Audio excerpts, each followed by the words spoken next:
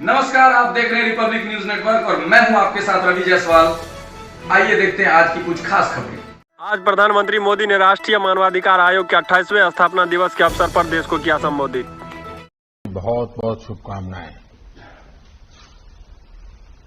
कार्यक्रम में मेरे साथ उपस्थित देश के गृह मंत्री श्री अमित शाह जी, राष्ट्रीय मानव अधिकार आयोग के चेयरपर्सन जस्टिस श्री अरुण कुमार मिश्रा जी, केंद्रीय गृह राज्य मंत्री श्री नित्यानंद राय जी, मानव अधिकार आयोग के अन्य सम्मानित सदस्यगण, राज्य मानव अधिकारी आयोग के सभी अध्यक्षगण, उपस्थित सुप्रीम कोर्ट के सभी माननीय आदरणीय जज महोदय, सदस्यगण, यूएन एजेंसी के सभी प्रतिनिधि, सिविल सोसाइटी से जुड़े साथियों, अन्य सभी महानुभाव, भाई और बहनों, आप सभी को राष्ट्रीय मानव अधिकार आयोग के 28वें स्थापना दिवस की हार्दिक बधाई।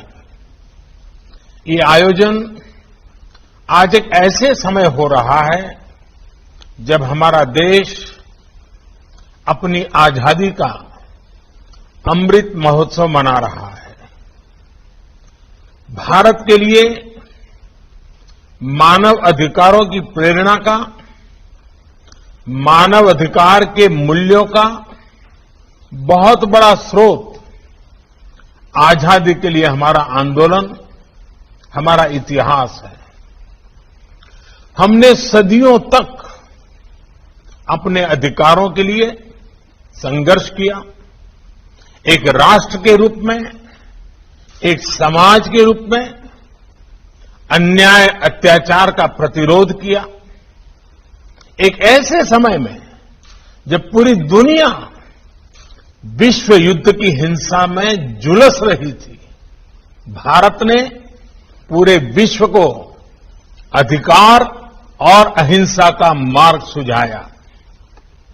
हमारे पूज्य बापू को देश ही नहीं बल्कि पूरा विश्व मानव अधिकारों और मानवीय मूल्यों के प्रतीक के रूप में देखता है। ये हम सबका सौभाग्य है कि आज अमृत महोत्सव के जरिए हम महात्मा गांधी के उन मूल्यों और आदर्शों को जीने का संकल्प ले रहे हैं। मुझे संतोष है कि राष्ट्रीय मानव अधिकार आयोग भारत के इन नैतिक संकल्पों को ताकत दे रहा है, अपना सहयोग कर रहा है। साथियों, आज भी भारत 80 करोड़ लोगों को मुफ्त अनाज मुहैया करा रहा है। भारत ने इसी कोरोना काल में गरीबों, असहायों, बुजुर्गों को सीधे उनके खातों में आर्थिक सहायता दी है। प्रवासी श्रमिकों के लिए one nation one ration card की सुविधा भी शुरू की गई है ताकि वो देश में कहीं भी जाए उन्हें राशन के लिए भटकना न पड़े। भाई और बहनों, मानवीय संवेदना और संवेदनशीलता को सर्वोपरि रखते हुए सबको साथ लेकर चलने के ऐसे प्रयासों ने देश के छोटे किसानों को बहुत बल दिया है। आज देश के किसान किसी तीसरे से कर्ज लेने के लिए मजबूर नहीं है। उनके पास किसान सम्मान निधि की ताकत है, फसल बीमा योजना है, उन्हें बाजार से जोड़ने वाली नीतियां हैं। इसका परिणाम यह है कि संकट के समय भी देश के किसान रिकॉर्ड फसल उत्पादन कर रहे हैं। जम्मू कश्मीर और नॉर्थ ईस्ट का उदाहरण भी हमारे सामने है। इन क्षेत्रों में आज विकास पहुंच रहा है। यहां के लोगों का जीवन स्तर बेहतर बनाने का गंभीरता से प्रयास हो रहा है।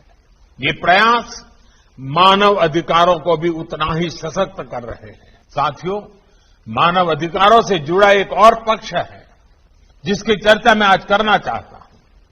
हाल के वर्षों में मानव अधिकार की व्याख्या कुछ लोग अपने अपने तरीके से अपने अपने हितों को देखकर करने लगे हैं।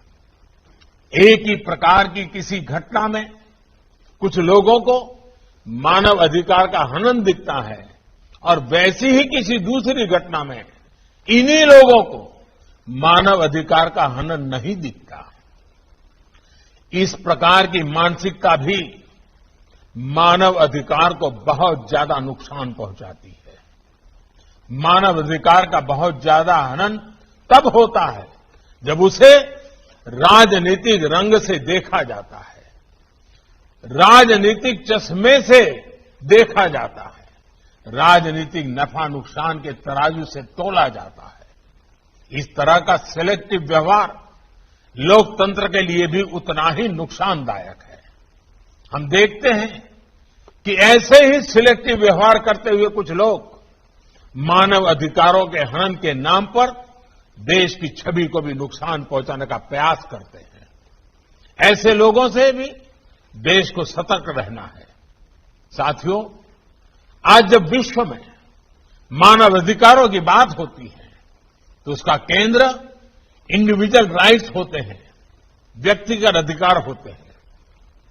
ये होना भी चाहिए, क्योंकि व्यक्ति से ही समाज का निर्माण होता है और समाज से ही राष्ट्र बनते हैं।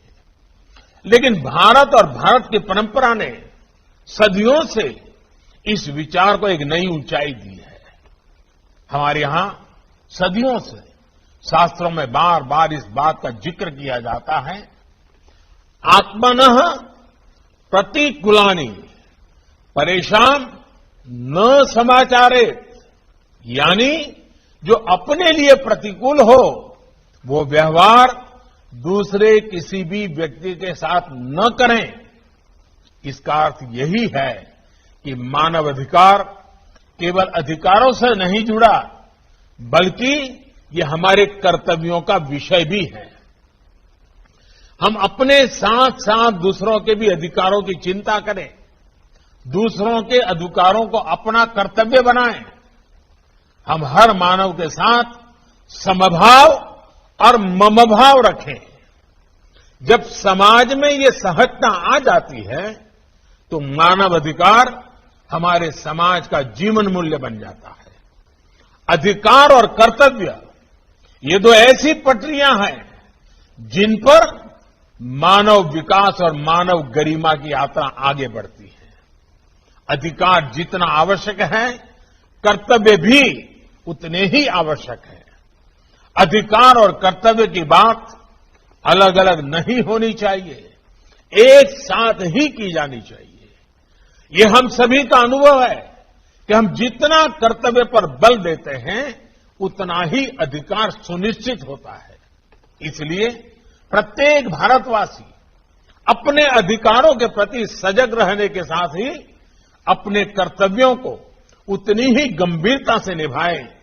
इसके लिए भी हम सब ने मिलकर के निरंतर प्रयास करना पड़ेगा, निरंतर प्रेरित करते रहना होगा। साथियों, ये भारत ही है जिसकी संस्कृति हमें प्रकृति और पर्यावरण की चिंता करना भी सिखाती है। पौधे में परमात्मा, ये हमारे संस्कार है। इसलिए हम केवल वर्तमान की चिंता नहीं कर रहे हैं, हम भविष्य को भी साथ लेकर चल रहे हैं।